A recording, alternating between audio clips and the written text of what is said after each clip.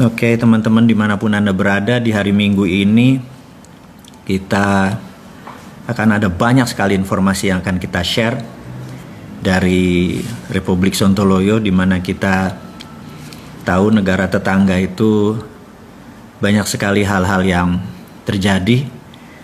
Seperti ada seorang pejabat yang mengatakan bahwa kita ini hartanya dikeduk-keduk tapi nggak habis-habis gitu ya. Yang gue sebel kan, gue kan nggak ikut ngeduk gitu ya. Tahu pas kita ngeduk habis lagi, nggak kebagian. Dan beruntunglah mereka yang punya kekuasaan, punya jabatan, bisa ya, mungkin bisa ikut ngeduk, mungkin ya, kita nggak nuduh sih. Tapi ya mbok dibagilah. Kita lagi kena corona, lagi kena COVID, bisnis kita banyak yang bermasalah, negara tetangga mulai resesi, kita nggak mau ngeklaim resesi apa-apa, saya nggak tahu. Tapi teman semua, itu bukan masalah kita, yang penting kita happy, yang penting kita bisa menikmati minggu malam ini dan hidup kita bahagia, sejahtera dan lain sebagainya. Oke, kita akan menginformasikan. Nomor 1, saya ucapkan terima kasih kepada teman-teman yang sudah mendownload aplikasi Dinaran, karena sejak minggu lalu kita sudah menghit 100.000 members dan per hari ini sudah 107.000 members. Terima kasih, walaupun belum sempurna, walaupun kartu debitnya baru minggu depan keluar, ada keterlambatan sedikit, tapi saya hanya menginformasikan di dalam bisnis Dinaran tidak segampang teman-teman membuat usaha, karena ini ada hubungannya dengan sistem pembayaran nasional dan menggunakan sistem gerbang pembayaran nasional. Kita harus comply dengan peraturan Bank Indonesia. Kita pernah dulu lakukan seperti begini 2 tahun yang lalu, ternyata tidak jalan, dan bisnis kita sekarang harus comply dengan segala peraturan, yaitu di Bank Indonesia. Jadi peraturan tersebut saat ini sudah semua insya Allah akan selesai. Tapi kalau untuk Anda yang membeli emas atau rupiah, Anda punya underlying emas, Anda bisa transfer sudah sejak 2 minggu yang lalu, sejak 15 Juli Anda sudah bisa mentransfer ke BCA Anda atau ke Bank Mandiri Anda. Tapi saya yakin Anda sebaiknya menahan dulu rupiah Anda di Dinaran. Kenapa? Karena kita semua tahu bahwa harga emas lagi tinggi-tingginya. Nanti saya akan ceritakan kenapa lagi tinggi-tingginya, dan yang terbaik adalah rupiah Anda yang kalau tidak ada underlaynya, Anda banyak dirugikan dengan inflasi. Dan jika Anda ada underlaynya, yaitu terutama dengan emas, insya Allah lebih aman lah dari inflasi rupiah kita. Dan sekali lagi kita akan terangkan nanti kenapa emas akan naik dan apa yang harus kita lakukan. Dan rupiah Anda berunderlying emas, jadi Anda bukan beli emas ya. Sekali lagi, dengan Dinaran Anda bukan beli emas, tapi dalam peraturannya secara jual beli statusnya adalah beli emas. Tetapi untuk sederhananya, rupiah Anda sekarang punya underlying emas. Sekarang rupiah Anda di ATM Anda, di BCA Anda atau di Mandiri Anda, ya rupiah. Kalau ada 10 juta ya 10 juta rupiah Anda. Tapi kalau 10 jutanya di Dinaran, ada underlying emas, sehingga kalau value emasnya naik, Anda ikut naik. Kalau turun ya tentunya turun. Tapi sekali lagi, kita tahu ke depan harga emas bagaimana, kita akan ceritakan. Kemudian saya mungkin lebih dulu mengucapkan selamat ulang tahun kepada Santara yang kedua. Ulang tahunnya sih besok sebenarnya. Dan rencananya kita akan ada sekian puluh jam on air, dan saya akan ada waktu untuk on air juga, tapi khusus bicara bisnis. Kalau di hari Minggu ini kita bersama-sama semua menceritakan adalah geopolitik, geostrategi, bagaimana kita mengelola negara kita, plus bisnis Anda atau ekonomi Anda, bagaimana memanfaatkan problem-problem yang terjadi, dan kita akan selalu memberikan solusi. Jadi kita mengkritik iya, kita mengingatkan iya, tapi yang pasti kita memberikan solusi gitu ya. Kemudian ada lagi teman-teman, saya harus menceritakan dulu, ini kita belum masuk ke topiknya, di mana Road to Billionaire saat ini banyak sekali hoaxnya, banyak sekali tipuannya, di mana di marketplace dijual dengan sangat murah, 500 ribuan, tetapi kita tahu itu tidak ada subliminal programnya, karena kalau ini direkam lagi nggak akan jalan dengan baik. Tapi sekali lagi, orang berbisnis menggunakan nama kita, menggunakan produk-produk kita, kita hanya mengingatkan usahakan beli yang asli di Business Hack. Kemudian penting sekali pada saat ini untuk menegakkan bisnis, kita harus punya attitude. Jadi saya masih menyarankan teman-teman untuk membeli buku Bisnis Nggak Seanjing Itu Kawan, karena memang berbisnis harus pakai attitude, apalagi bernegara gitu ya. Dan Anda tahu attitude itu adalah do the right thing when no one see you. Jadi melakukan hal yang benar ketika tidak ada orang memperlihatkan atau tidak memperhatikan Anda. Jadi do the right thing when no one see you. Apalagi ada orang yang melihat gitu ya. Harusnya attitude-nya lebih baik, behavior-nya lebih baik, tidak mencuri, tidak ada hidden agenda dan lain sebagainya. Kemudian ada yang menarik, minggu ini saya 2 minggu ini yang jelas saya urai pengalaman 2 minggu ini kepada teman-teman semua, mungkin akan ngaget-ngagetin gitu ya. Yang jelas impian kita secara video, kita videokan bahwa kita bertemu dengan beberapa pejabat tinggi negara yang the secret meeting that changed Indonesia. Nanti akan saya terangkan, stay tune terus ya bersama Bosman Sontoloyo ini. Nanti akan sampai sana dan saya juga surprise gitu ya. Kemudian seperti biasa, saya memanfaatkan sela-sela waktu saya dengan writing. Bagi saya menulis adalah terapi. Jadi kalau saya stres, saya panik, kerjaan banyak, target dan banyak segala macam, menulis adalah salah satu bentuk terapeutik, penyembuhan bagi saya. Mungkin ada beberapa teman hangout atau ngopi atau segala macam gitu ya. Dan tidak saya lakukan adalah menulis. Jadi banyak sekali yang saya akan tulis. Otak saya liar sekali. Ada Kapten Dinaran yang jelas, dan yang pasti Grande Ferrari yang mengejutkan, karena belum selesai aja ada 2 perusahaan film nasional yang akan membuat filmnya, masih dalam tahap negosiasi, masih berdiskusi sana sini. Akhirnya saya jadi tahu gara-gara ngobrol sama mereka, oh Filosofi Kopi 3 itu sebentar lagi Maret 2021 meluncur, dan full surprise. Jadi itu teman-teman, mudah-mudahan bisa kebayang siapa yang akan membuat film Grande Ferrari gitu ya, saya bocorin sedikit. Kemudian topik itu semua informasi sudah diinfokan, apalagi ya. Terakhir saya lupa mengingatkan bahwa teman-teman Business Hack dan ruang bisnis saat ini sedang menggodok sebuah paket yang menarik, yaitu Bosman Expo. Anda siap-siap akan terkejut dengan apa yang mau diekspokan oleh produk-produk di Bosman ini. Mungkin lebih dari 30 produk kali ya. Dan Expo ini akan membuat sesuatu yang baru, di mana kalau ini berhasil kita akan copy setiap 2 bulan, kita akan lakukan untuk produk-produk Anda. Ini adalah pertama kali kita melakukan strategi dengan cara Expo.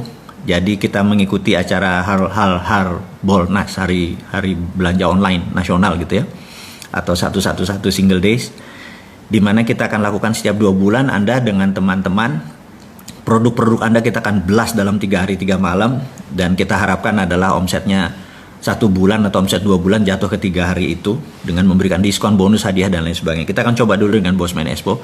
Kita selalu menggunakan trial error gitu ya, dan ini berharap bisnis kita nanti untuk membantu teman-teman UKM yang pada saat ini mungkin ada masalah kendala dengan pengiklanan, masalah kendala dengan produksi dan lain sebagainya, terutama masalah penjualan. Dan kita akan bantu dengan strategi kita akan lakukan dengan Bosman Expo dulu, kemudian kita akan melakukan expo yang lain, dan kita sudah tahu itu mengenai digital dan online gitu ya. Jadi kalau dulu kita mengadakan event-event expo adalah menggunakan gedung yang gede, sewa dan lain sebagainya yang mahal, kemudian pakai iklan yang besar di media-media mainstream, kemudian orang datang berjuta-juta, kemudian produk Anda kita akan lakukan itu dengan online.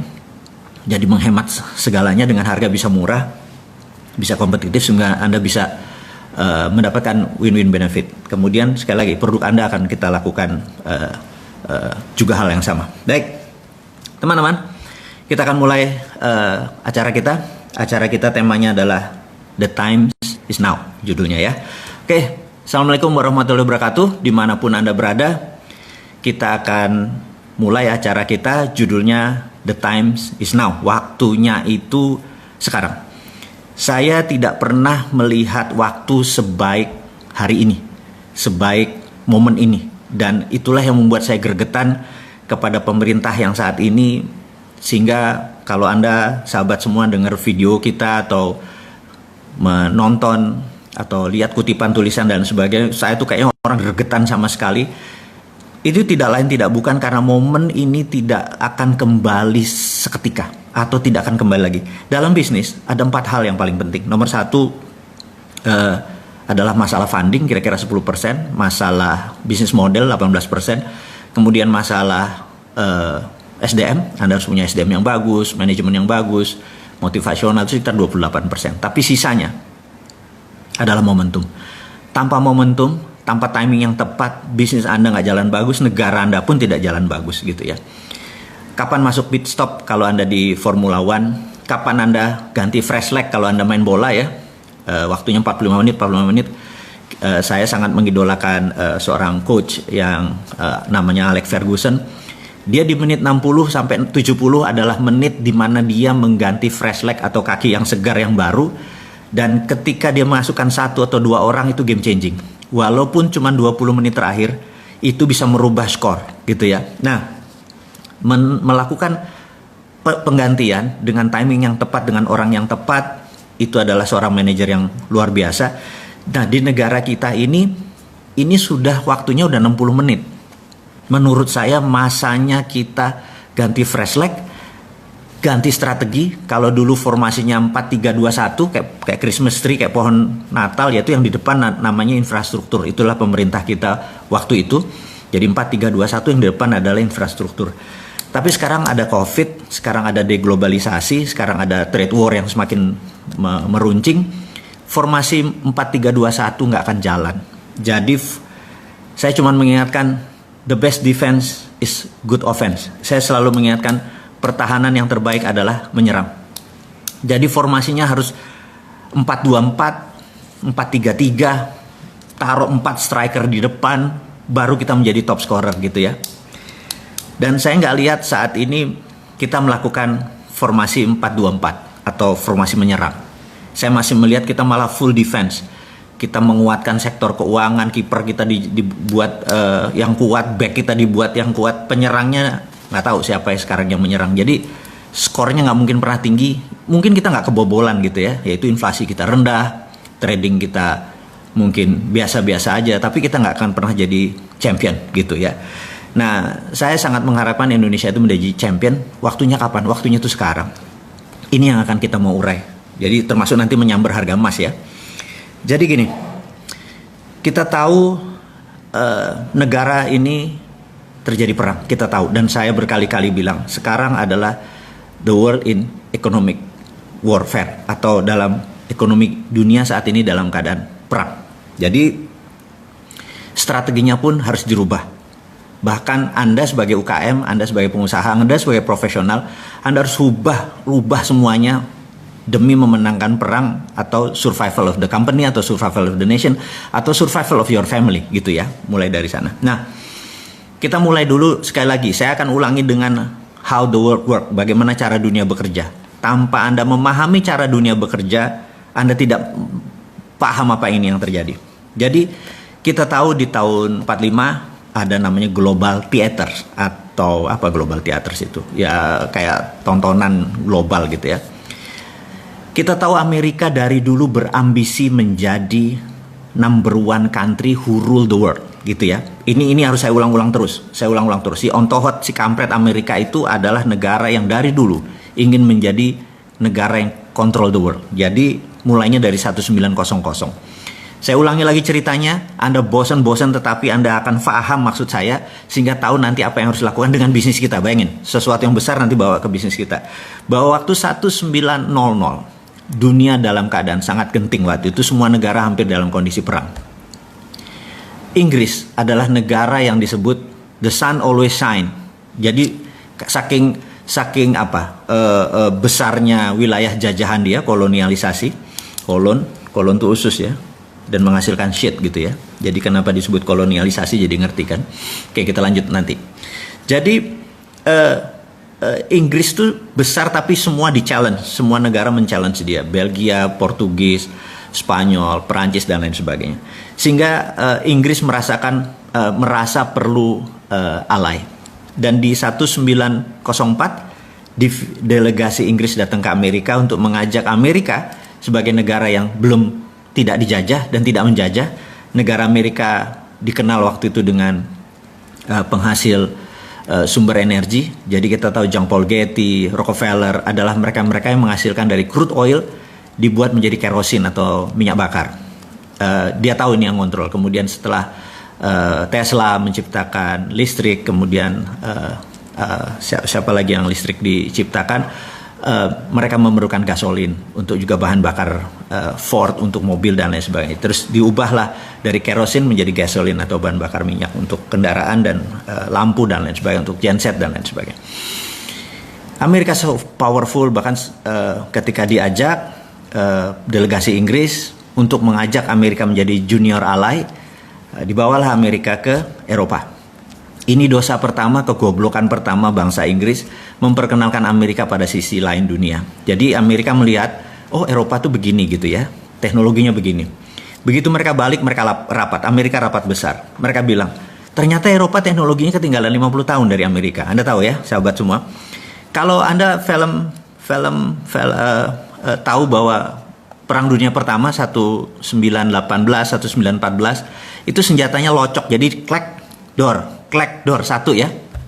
Tapi Amerika sudah revolver, begitu nembak dek itunya muter sendiri, revolvernya muter sendiri. Jadi saya ingetin lagi bahwa kembaran saya itu film Last Samurai, si Tom Cruise, waktu dia bertempur terakhir dengan para samurai itu Amerika sudah pakai tembakan yang dedet gitu ya, dan itu sudah otomatis. Jadi teknologi Amerika sudah 50 tahun lebih advance daripada teknologi Eropa. Amerika melihat ini adalah peluang untuk menaklukkan dunia. Kemudian 1906 Amerika pertama kali 1 jam terbang, jadi pesawat Amerika ciptakan. Dunia terpesona sekali lagi, dan sejak saat itu Amerika punya grand plan ini menaklukkan dunia, itu ya. Oke. Kemudian ketika tahun itu negara-negara jajahan, semua negara-negara jajahan wilayah Eropa itu diinfiltrasi oleh CIA untuk merdeka. Karena itu gerakan dunia hampir sama, mulai dari Afrika Selatan, India, Indonesia, Thailand nggak pernah dijajah, Malaysia, semua negara bergerak hampir sama di tahun 40-an, 45 puncaknya. Dan apa yang dilakukan oleh Amerika adalah strateginya yang namanya dekolonialisasi. Dekolonialisasi adalah Amerika ingin Eropa tidak kaya lagi dengan seluruh negara jajahannya dilepas, gitu ya. Karena itu Amerika mensupport kemerdekaan Indonesia, mensupport kemerdekaan banyak negara, mensupport. Sekali lagi ini bajingannya dia. Jadi jangan menganggap itu pahlawan ya. Dan itulah disebut global theater.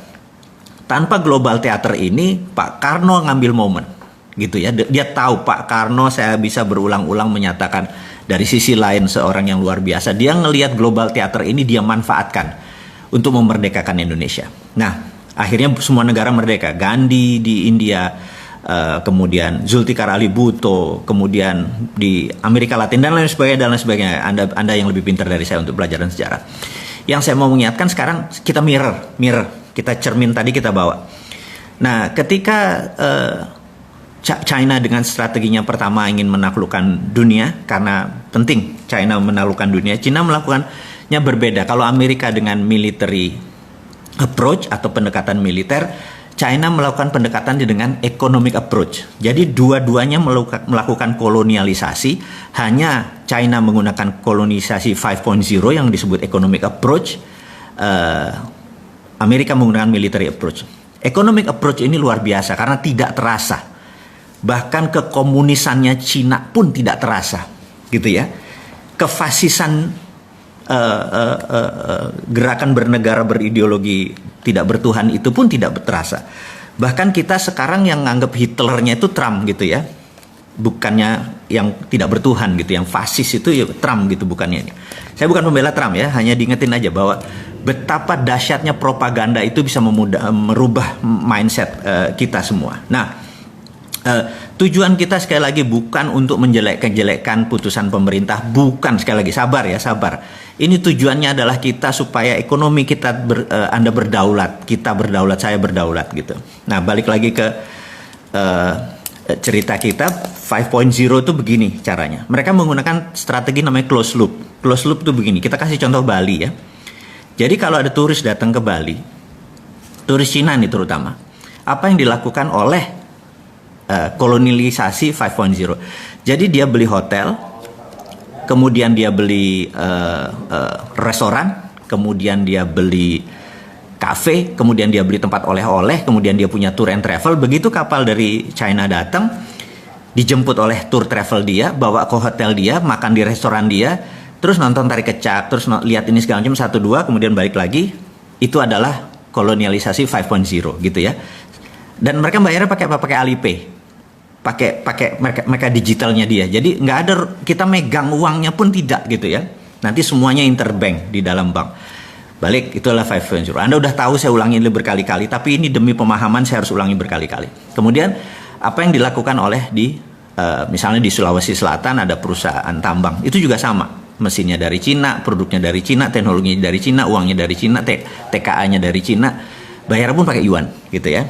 Jadi yuan mendadak menjadi cadangan devisa. Saya bilang kok bisa ya segitu naifnya kita menerima cadangan devisanya kita pakai yuan gitu ya. Dan saya sih nggak setuju, tapi monggo ya Pak, kalau pemerintah ngambil itu sebagai sebuah kebenaran versi dia, mereka bertanggung jawab. Kita cuman sisi lain, the other flip of coin, sisi lain dari koin kita lihat kan, bos ini bos gitu ya.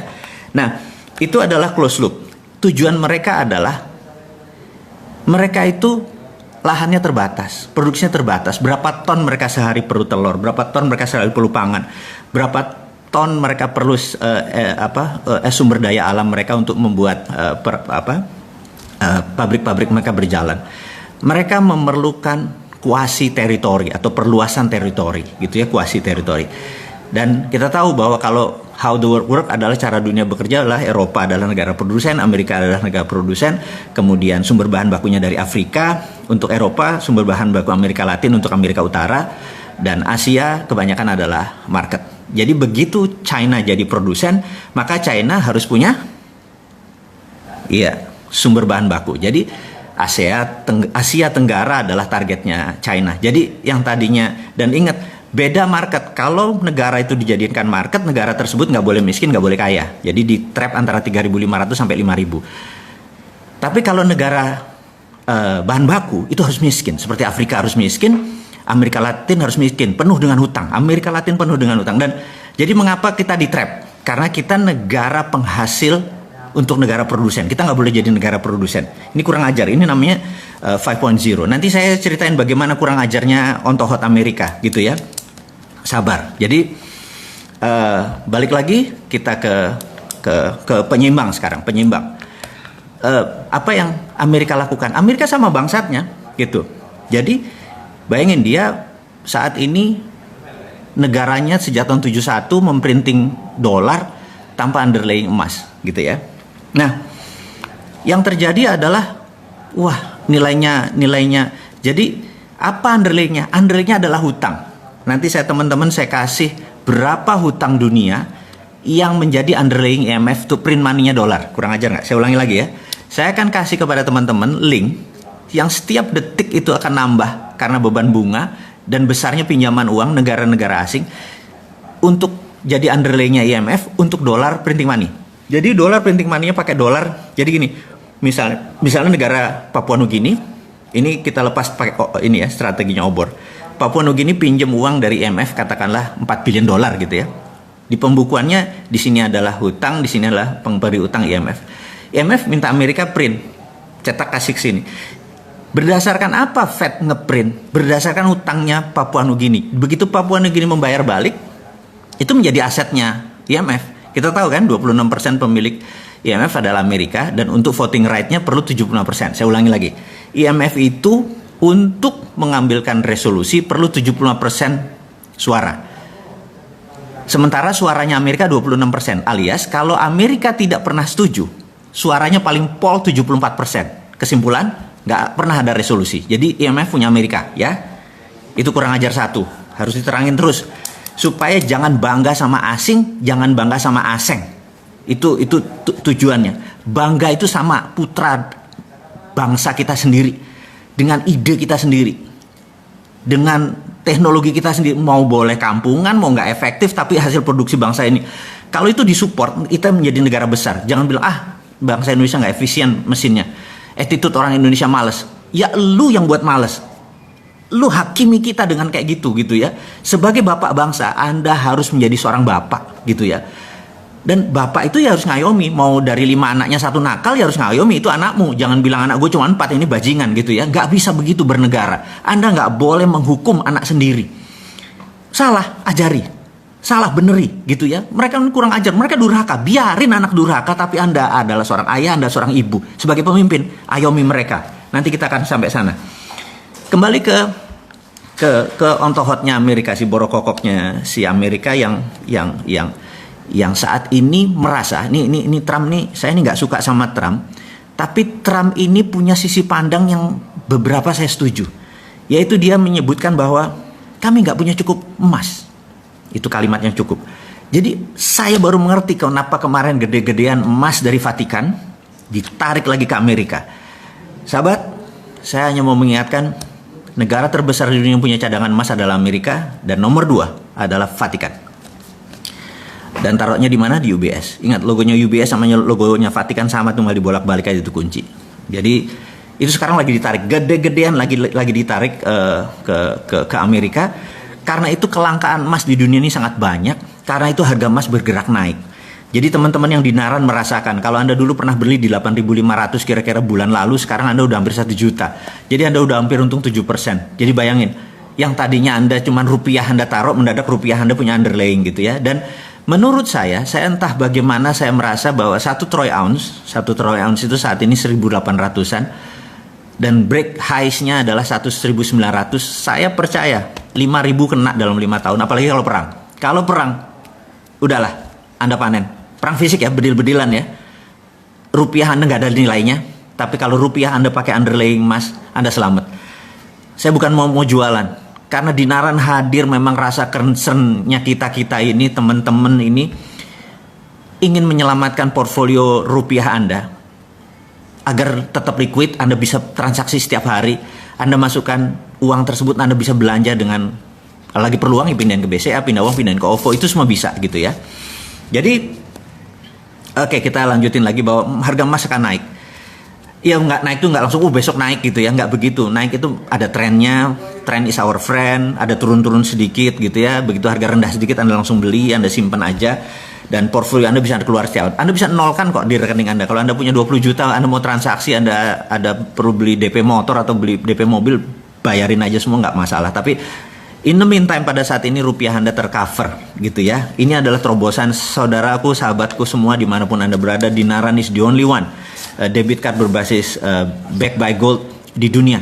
Dan saya ucapkan terima kasih kepada Bank Indonesia dan Bang Arta Graha yang mensupport kita semua sebagai kustodian, di mana emasnya ada di sana, di mana semua banking sistemnya semua ada di sana, karena bisa menerima sebuah financial revolution yang kita lakukan, bukan sekedar wacana harus begini, tapi di Naran itu hadir untuk sahabat semua, untuk Indonesia gitu ya.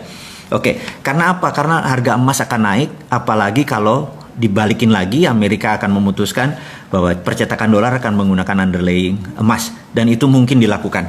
Jadi sekali lagi saya akan mengurai dengan rinci mengapa hal itu terjadi di harga emas. Sekarang saya mau ngecek dulu ini jam berapa. Oke, sahabat semua, kita akan masuk ke global theater tadi. Jadi saat ini ada 70 negara terikat dengan obor, one belt, one road. Semua di belt diikat dengan satu, roadnya ke Beijing semua. Jadi cara dia memprinting yuan adalah berbasis project di negara orang. Saya ulangi lagi. IMF memprinting money dolarnya menggunakan project di negara lain, dan itu sekarang ditiru oleh obor One Belt One Road-nya dia. Jadi negara-negara 70 negara, ada Pakistan, ada Sri Lanka, Papua Nugini. Mungkin 60% portfolionya diambil oleh obor tadi. Jadi dia ngeprint yuan berbasis project di negara lain gitu ya. Nah, apa yang Amerika lakukan adalah Amerika mau melakukan deoborisasi. Jadi dia mau cara membuat miskinnya proyek obor itu adalah deoborisasi. Jadi kalau Trump menang, menurut saya Cina lewat gitu. Tapi Trump ini compang-camping sekarang karena globalis cabal, si kaum Bilderberg sangat benci sama Amerika karena globalis cabal itu sudah kawin sama Partai Komunis Cina, sehingga seluruh proyek globalis semua ada di Cina. Jadi sekali lagi, ini menarik nih. Cina pasang badan sebagai underlying, sebagai pondasi dari seluruh globalis cabal. Cina bermain karena globalis senang sama negara otoriter, gitu. Dia nggak senang sama negara demokrasi. Otoriter kan one man, suara pemimpin langsung diikuti suara rakyat nggak mau disikat rakyatnya gitu ya. Dan itu anti demokrasi gitu. Nah, globalis cabal ini anti kemanusiaan. Mereka mendukung aborsi, mereka mendukung LGBT gitu ya. Sementara itu bukan portfolionya Bosman. Portfolionya Bosman adalah kita mendukung life. Kita anti aborsi, orang aborsi kita nggak boleh, kita nggak mendukung LGBT dan lain sebagainya. Dan ini mau clear, saya mau katakan. Jadi sekali lagi, Indonesia harusnya bagaimana gitu ya? Saran saya, Indonesia adalah tidak ke Amerika, tidak ke Cina, tapi bukan netral. Sekali lagi, ini harus diingat deh. Netral itu artinya nggak ada posisi. Nah, kita harus ambil posisi. Jadi saya berharap Indonesia ke depan memanfaatkan konflik kisruh ini. Saya udah pernah cerita tentang choke point. Sekarang kita nggak bicara itu. Kita ada lagi untuk menyelesaikan masalah itu adalah, nah ini.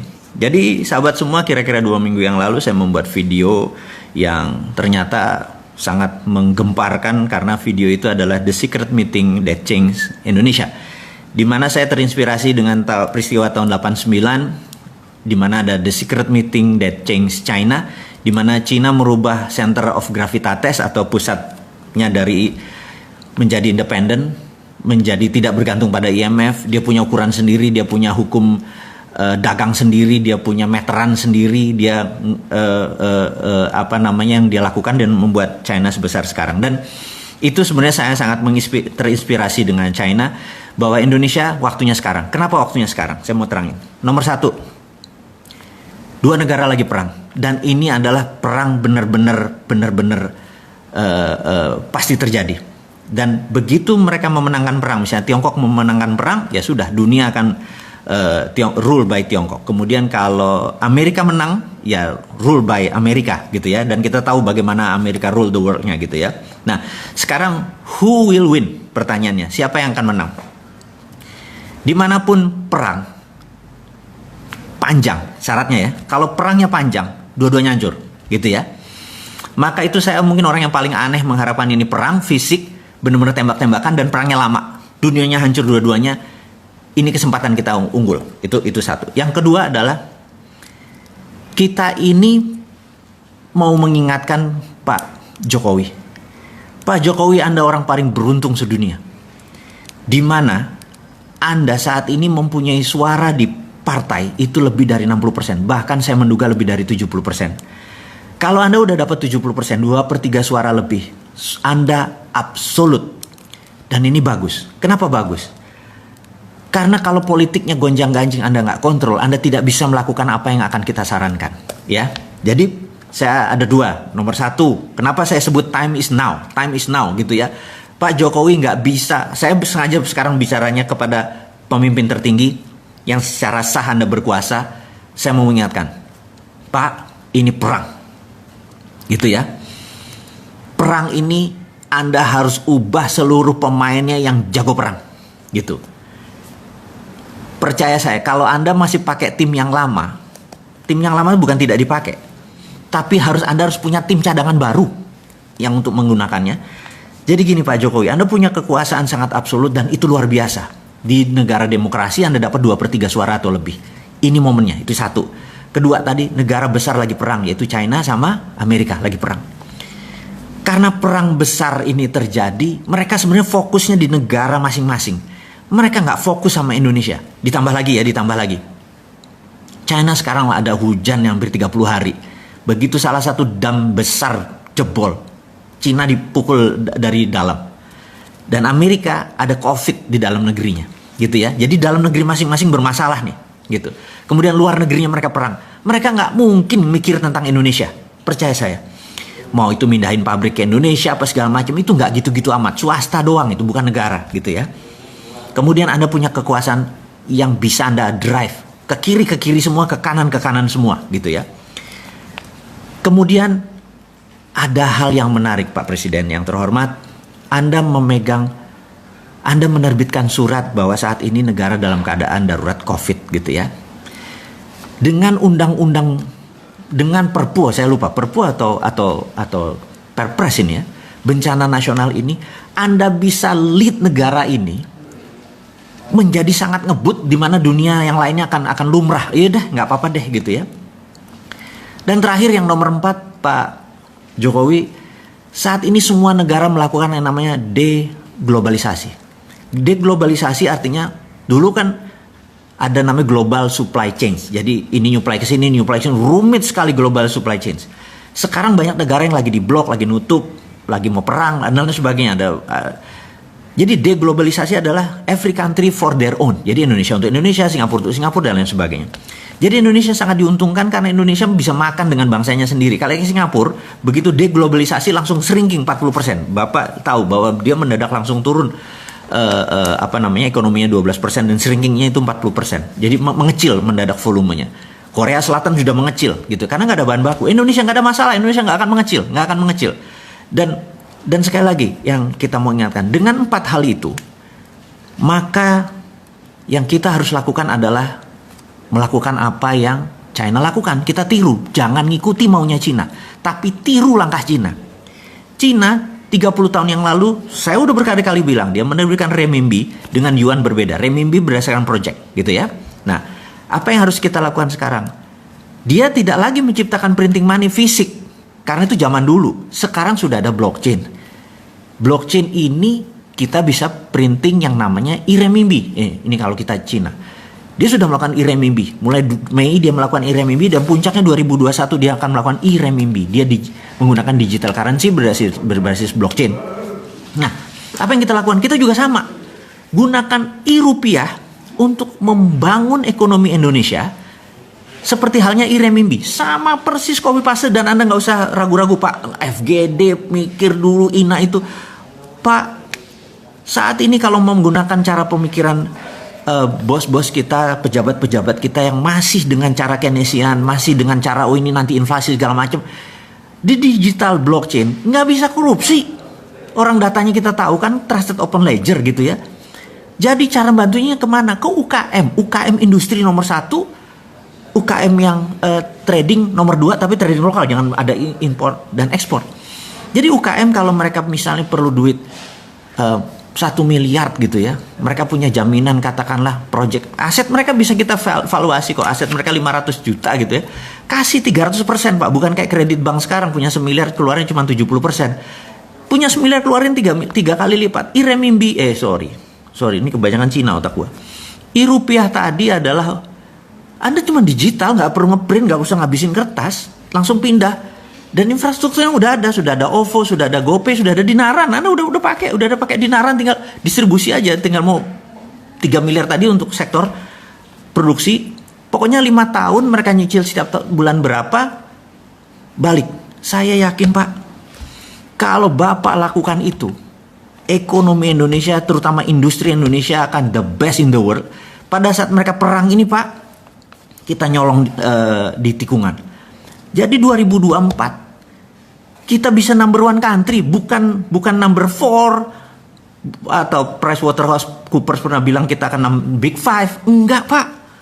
Amerika kalau perlu kasih saya untuk operasi intelijen Pak, saya bikin Amerika sama Cina malah perang Pak. Kasih gua 1 pesawat kapal induk kapal perang, saya tembak 1 nuklir ke Cina, nanti Cina bilang tuh Amerika tuh ya udah biar tembak-tembakan, udah kita yang masuk duluan. Kalau perlu gua jadi bajingannya Pak.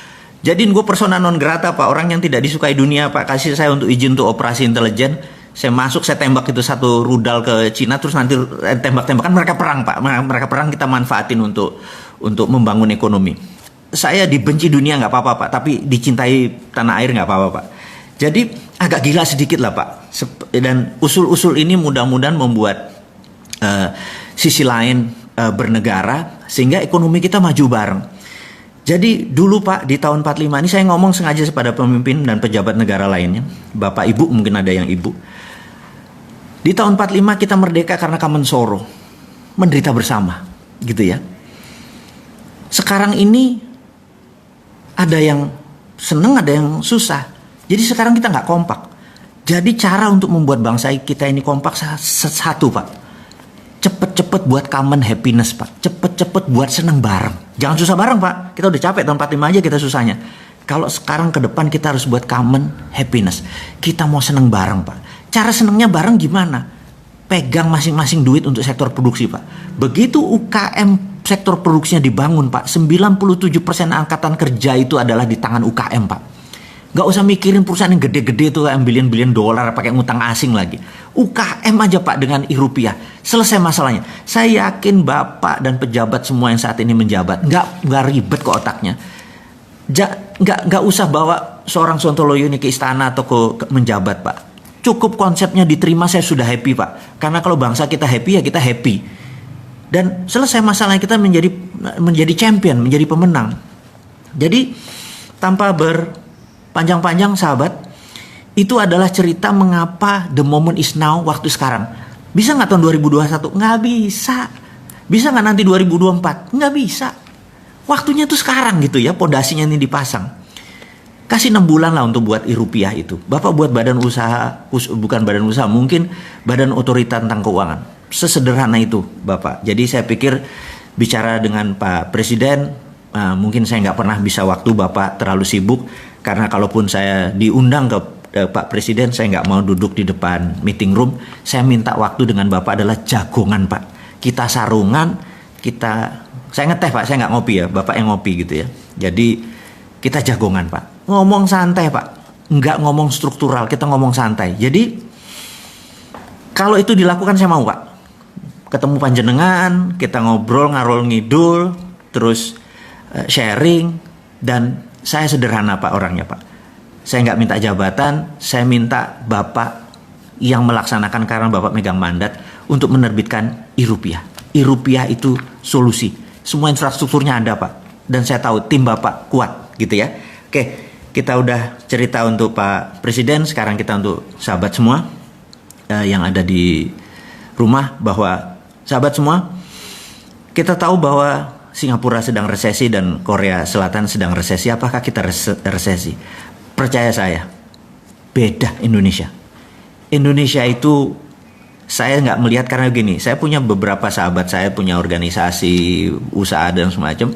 Kita udah review di selama corona, ternyata hampir turun penjualan itu kecil sekali, dan kebanyakan yang turun karena di masa COVID.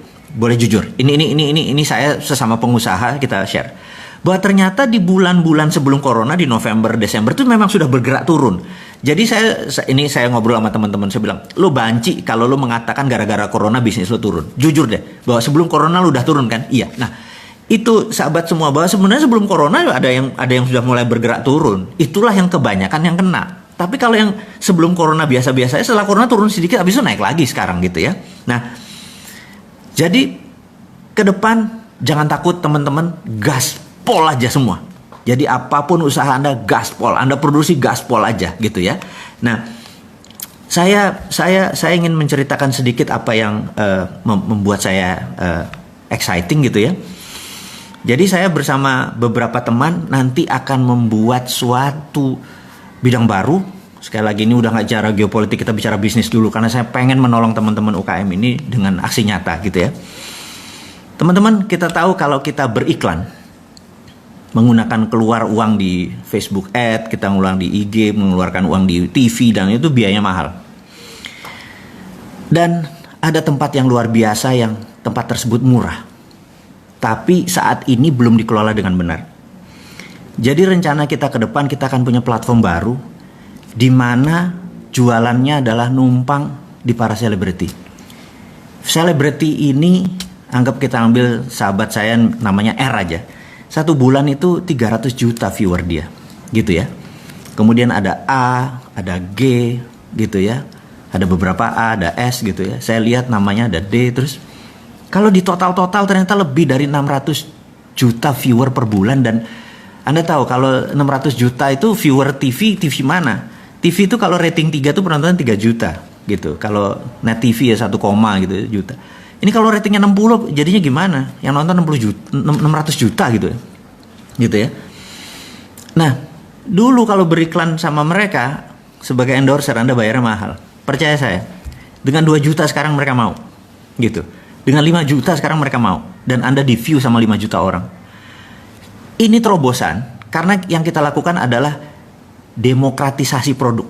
Jadi daripada mereka beriklan 1 orang bayar 50 juta untuk jadi endorser ke dia, dia mau terima 2 juta tapi sekali ngiklan ada 20 perusahaan, dia dapat 40-50 juta juga, kali 30 hari dia 1,5 miliar juga. 1,5 miliar juga. Anda mulai paham maksud saya. Dan kami akan buat apps-nya. Ini semua akan menjadi terobosan karena mereka concern atau mereka peduli dengan sahabat semua UKM ini. Jadi sekarang Anda beriklan, boleh dengan Facebook Ad, boleh dengan TV nasional, tapi ini kita akan menjadi the new MCN, namanya multi channel network. Jadi kita bisa pakai seluruh sosial media dan harganya demokratisasi. Anda mulai ngerti maksud saya? Ya, nanti surprise selalu berlanjut. Jadi harus ada sesuatu yang baru dari Bosman. Dan Anda melihat foto-fotonya udah mulai lihat, oh sama ini ya mau join, sama ini mau join. Jadi kalau top 20 trendsetter di dunia sosial media mendadak bekerja sama-sama kita dan mereka mau melakukan demokratisasi, produk Anda kira-kira bakal laku apa enggak? Itu aja jawabannya. Dulu Anda masang iklan tuh 20 juta per 20 detik di TV nasional. Penontonnya berapa? Anggap acara yang paling top, paling juga 5 juta gitu. Sekarang Anda dengan harga yang lebih murah, lebih mungkin cuman 30%-nya Anda bisa mengiklan. Anda mulai kebayang ya apa yang akan kita lakukan. Dan ini semua kami ciptakan adalah untuk teman-teman semua agar menjadi berdaulat. Jadi ini adalah new concept, new business model di mana market share-nya atau viewer-nya lebih besar dari TV nasional. Terobosan, dan kita terus menciptakan konten-konten. Sekali lagi kita nggak menciptakan konten, mereka yang punya konten dan mereka yang ciptain konten. Jadi talent sudah ada, konten sudah ada, tinggal Anda produknya mana gitu ya. Bapak, Ibu, sahabat semua, Anda mulai kebayang bahwa bisnis jadi simpel kalau sama Bosman, dan syaratnya adalah murah tapi demokratisasi, murah tapi banyak gitu ya. Jadi budget Anda mengiklan, katakanlah sebulan berapa, Anda pasti mengiklan. Kalau Anda punya produk, Anda pasti mengiklan gitu ya. Dan kalau iklannya misalnya dulu Anda keluarkan 10 untuk mendapatkan 30, sekarang kalau iklannya diturunkan jadi separuh tapi itunya naik 2 kali lipat, Anda mau nggak gitu? Dengan apa? Platformnya ini yang kita gunakan adalah bergabung dengan teman-teman yang merupakan konten terbaik. Jadi mudah-mudahan kebayang apa yang akan kita lakukan, dan itu semua nanti kita akan bicarakan pada saat Bosman Expo. Ini ada surprise buat Anda semua. Dan berikutnya yang akan kita bicarakan adalah saya akan menantang teman-teman untuk membuat TV channel baru atau YouTube channel baru. Dan kita akan saya akan minta konten-konten Anda, saya akan menantang konten Anda untuk mengisi. Saya cuma ngasih pengandaian gini. Kalau kita punya 50 channel nih, kalau kita bersama-sama, ini ada berapa orang nih sahabat kita sekarang? 12.000. Yuk kita buat channel bareng-bareng ya. Kalau kita punya 50 channel di YouTube. Dan kita ngambil dari AdSense saja, ngambil dari iklannya aja. 50 channel di mana satu hari viewernya 100.000 aja gitu ya. 100.000 bukan angka yang ajaib, ada cara banyak untuk kita beramai-ramai untuk membuat 100.000 viewer per konten kita. Jadi kalau 50 acara atau konten ditonton 100.000 sehari, itu 5 juta per hari, dikalikan 30 hari itu 150 juta. 150 juta viewer itu dari AdSense antara 2 sampai 3 miliar. Ada yang mau ikut?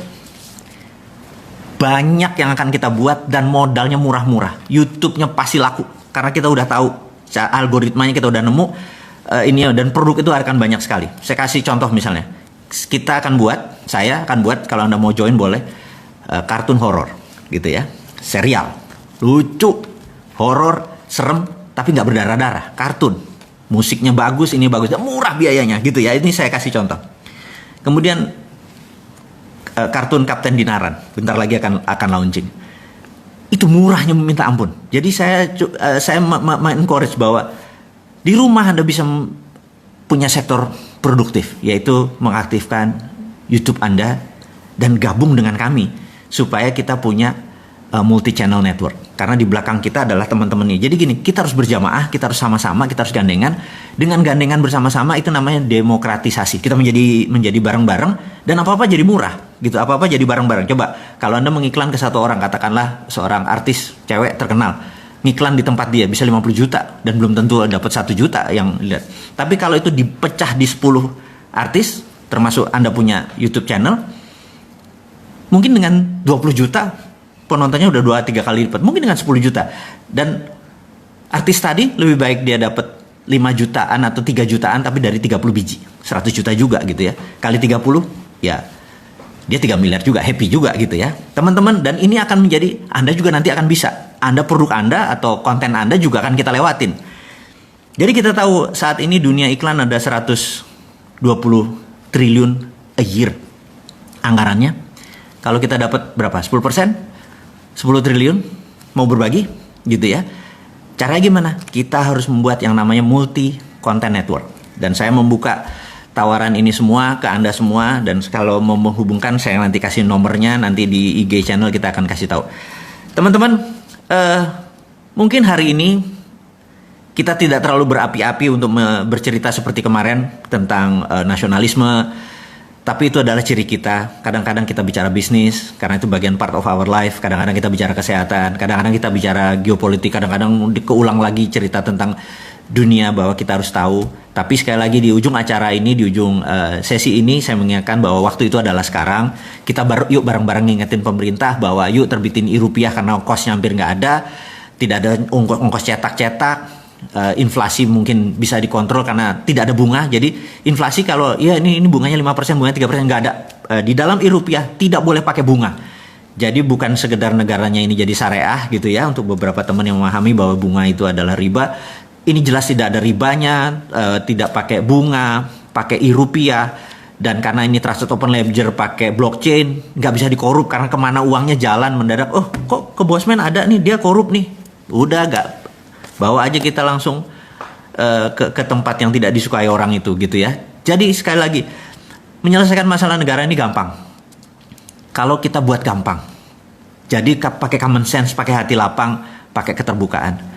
Teman-teman, akhirul kalam, saya ucapkan terima kasih sudah bersama-sama dengan saya di hari Minggu yang ceria ini. Kita akan ketemu mungkin minggu depan atau 2 minggu dari sekarang. Tetap semangat. Selalu berprasangka baik, gunakan protokol COVID setiap hari. Kita akan berbisnis, siap-siap kita akan informasikan tentang media multimedia content network. Siap-siap ada produk baru dari Bosman, dan sekali lagi itu adalah untuk Anda semua. Akhirul kalam, saya ucapkan terima kasih. Wassalamualaikum warahmatullahi wabarakatuh.